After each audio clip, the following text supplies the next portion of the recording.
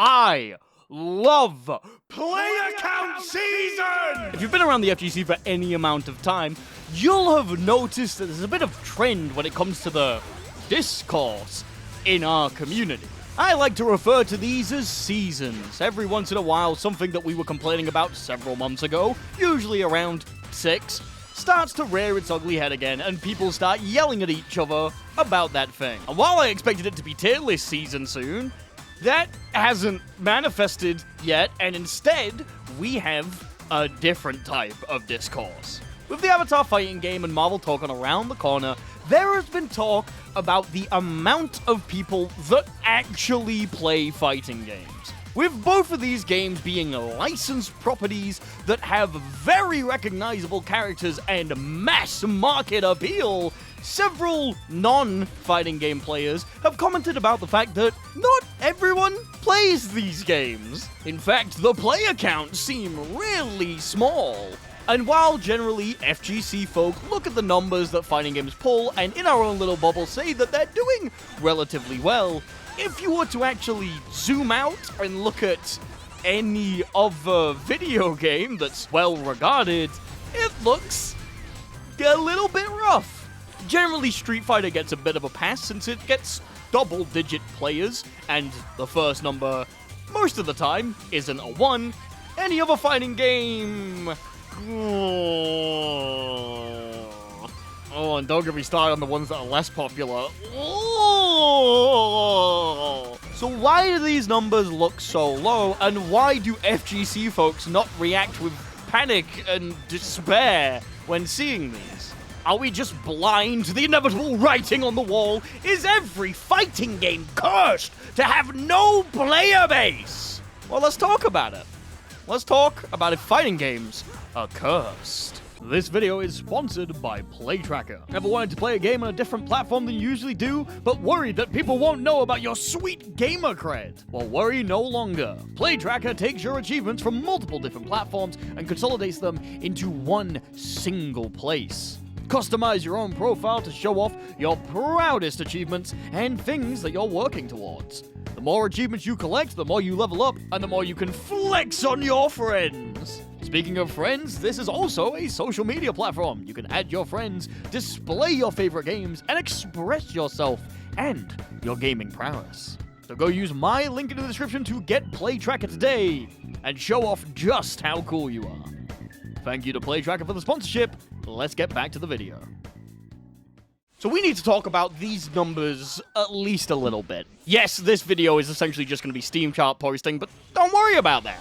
When people compare how well a video game is doing to another video game, one of the things that they like to point out is player counts. Using things like SteamDB, people are able to see the amount of players in that video game on Steam at any given point. And when people look at the amount of people that are playing fighting games, they see that that number it's lower. It's lower than the other multiplayer games that are doing really well. These games have $1 million tournaments, and yet there's like 25 people playing them at any given point. What is going on? And while some of those cases are very apparent and should be a little bit worrying to whoever made them, a lot of the time fighting games are content with triple-digit figures, and that's something that a lot of people can't wrap their head around. But there's a big problem I've noticed when people compare fighting games to other popular multiplayer games. One giant thing that they seem to just completely forget for some reason. Every game that they bring up, be it Counter-Strike, Overwatch, Deadlock, any of the really, really big games, they're all team games, meaning that you need like 5 people per side in order to play them. Fighting games aren't that. The majority of the time, fighting games are 1v1 focused, with any exception being either a side mode or the main gimmick that the game is focused about. Because there's generally less players that need to appear in these games, lower numbers don't actually mean too much. Basically, every game has that general boost when it first comes out, and then will inevitably fall off and get a little bit less popular. And with fighting games, that's very common. In fact, the likelihood is only a small handful of people are going to be sticking with the game for an elongated period of time. Why is that? Well, it's hard to play fighting games with more than just one friend. While there are niches and groups that like to play fighting games and rotate the people that are fighting between them, generally, if you want to play a game with your friends, the likelihood is you want to work with them. Fighting against someone can be very fun, but I think the entire friend swap genre has shown that people actually like cooperation and doing things with their buddies instead of beating the ever-living fuck out of them because, haha, it's funny. Because of that, I think it's better to try and compare fighting games to something that isn't multiplayer focused, at least mass multiplayer. Now, we also run into a couple of small problems with this. A lot of the time, people like to bring up chess, which, again, is a 1v1 game with just 2 people needing to play.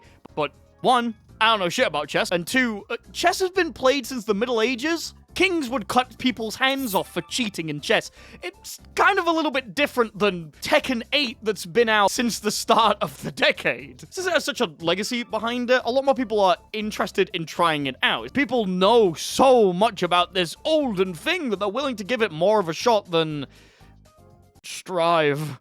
But there is a format of game that actually is 1v1 focused and hasn't been around since the beginning of time.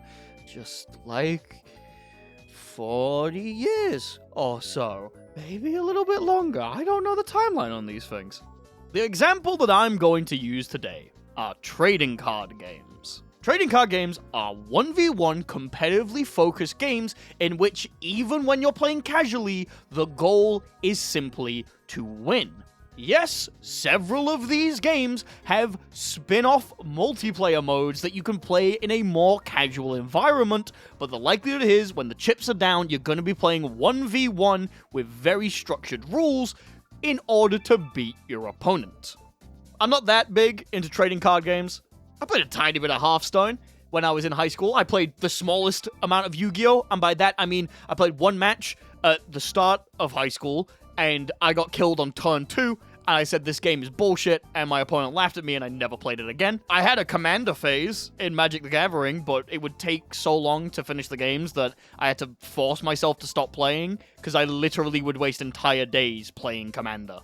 Point being, I don't know that much about card games, but I do know how to use SteamDB and look at player counts. Woohoo! Since we said that Street Fighter is kind of an outlier, I'm also gonna say that the Pokemon trading card game is also an outlier. Mainly because I don't know how to check the player count on that one, which leaves us with a couple of games to compare. Yu-Gi-Oh! And Magic the Gathering are absolutely the biggest card games that you can play on Steam, with Yu-Gi-Oh! Master Duel and Magic the Gathering Arena. Okay, quick side note, I had to get footage of a card game, and Wizards of the Coast are union busting, which fucking sucks. I hate that, so I didn't really want to give them any representation more than I had to.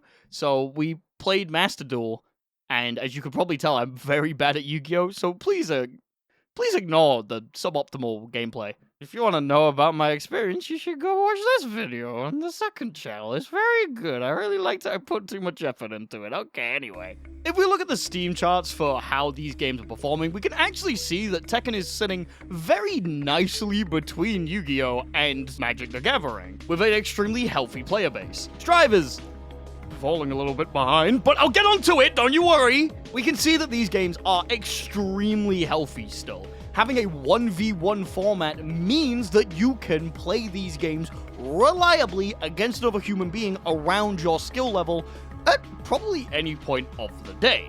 Anyone who's actually gone and tried to play a popular fighting game would be hard-pressed to say that they haven't found someone who is at least close to their skill level. The problem becomes when we get the lesser-known ones. So why are we saying that this is a really good number and these are also really good numbers? Well, I kind of buried the lead here.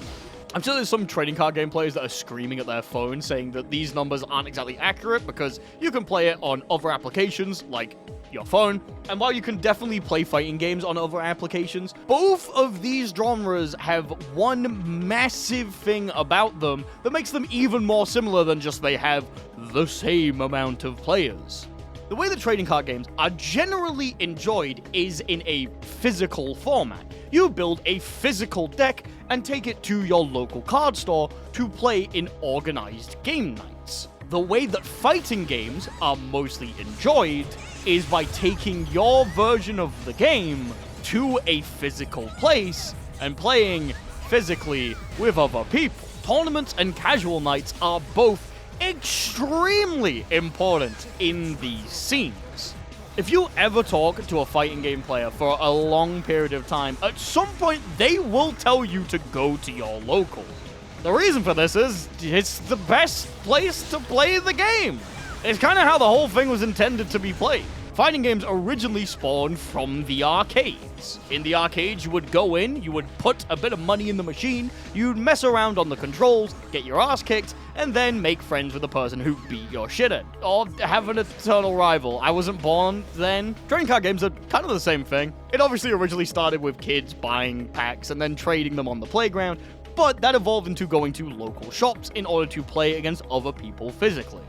If you want to get into trading card games, there's a lot of ways to do it, but one of the common ways is that you go to your local card shop on a beginner-friendly night where they're doing a format where you don't need to bring your own deck, learn to play the game, and then either get engrossed in it or bounce off. If you want to play a fighting game, you look at Twitter, you see someone do something, you go, damn, that's cool, wish I could play that, and then play Deadlock or Valorant or pornography. So how do fighting games lower the barrier to entry? Easy, we shout about our locals, like Sunday Face-Off happening this Sunday. You should come over and play. We have Strive, we have Dragon Ball Fighters, Street Fighter 6, Invincible Versus, Tuco. Come over, I will be there. It will be fun and awesome and cool and fun. If you can't make it to that, down below there will be a list of fighting game locals for Strive that you can click on if you're interested to go to. And if you know of them, shout about them from the rooftops to your local people in your local area. That would be awesome. But locals give an experience that online can't. You physically get to see your opponent, which means that you're less likely to be a dickhead to them. And also you can shoot the shit, which you can't really do online. You also get an easier transition into these games. A lot of locals do things where if you come for the first time, your entry fee is waived. You get a discount for the venue fee. Some of them have special brackets that let you play silly games and do dumb things. And some of them are just filled with really nice people. Like, most of them are filled with really nice people. Locals are the lifeblood of this community, and it is genuinely the best way to get into fighting games. Which sounds counterproductive, because why would you want to go if you're going to get your ass kicked? But getting your ass kicked by nice people is genuinely a nice thing. And also, these games don't cost like $2 billion for a deck, and no one's going to scalp a copy of Marvel Tokon. Well, they might, if there's like a special edition. But you get my point. Several of these games have extremely low numbers, but it doesn't show the dedication of the scenes behind them.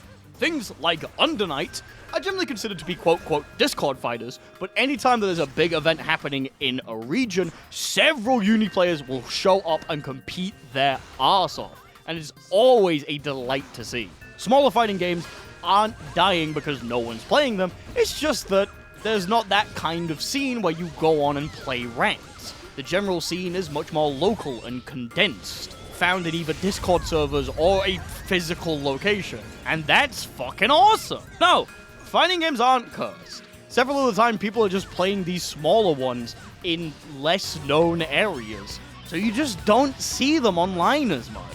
And also, like, fucking comparing these numbers, it's more like we're comparing Street Fighter and Tekken than we're comparing Tekken and Strive.